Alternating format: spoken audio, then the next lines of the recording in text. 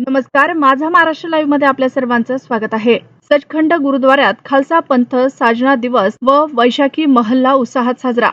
Sachkhand गुरुद्वाऱ्यात 14 April रोजी पारंपरिक खालसा पंथ साजना दिवस व वैशाखी महल्ला मोठ्या उत्साहात आणि भक्तिभावाने साजरा करण्यात आला। या सोहळ्यात देश विदेशातून तसेच स्थानिक परिसरातून आलेल्या हजारो भाविकांनी मोठ्या संख्येने सहभाग नोंदवला। यावेळी सकाळी पंच प्यारे यांच्या हस्ते बाणीचे पठण करून अमृत तयार करण्यात आले। त्यानंतर शेकडो शीख धर्मीय अनुयायांना शीख मर्यादेनुसार अमृतपान देऊन खालसा पंथाची दीक्षा देण्यात आली। गेल्या 4-5 दिवसापासून विविध धार्मिक कार्यक्रमाचे आयोजन करण्यात आले होते।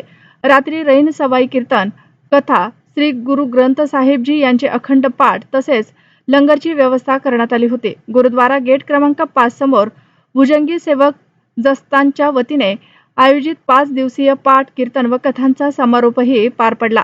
यानंतर हजारो भाविकांनी लंगरचा लाभ घेतला। 15 एप्रिल रोजी सहाय्यक जथ्थेदार भाई राम सिंगजी यांच्या अरदास केल्यानंतर वैशाखी महल्ल्याची सुरुवात झाली। या भव्य मिरवणुकीत सचखंड गुरुद्वाराच्या ऐतिहासिक निशान साहेब तसेच परिसरातील विविध गुरुद्वारांचे निशान साहेब सहभागी झाले होते। बोले सो निहाल, संत श्री अकालच्या घोषणांनी परिसर दुमदुमून गेला। मिरवणुकीचे विशेष आकर्षण म्हणजे सोने व चांदीच्या अलंकारांनी सजवलेले गुरु महाराजांचे घोडे होते।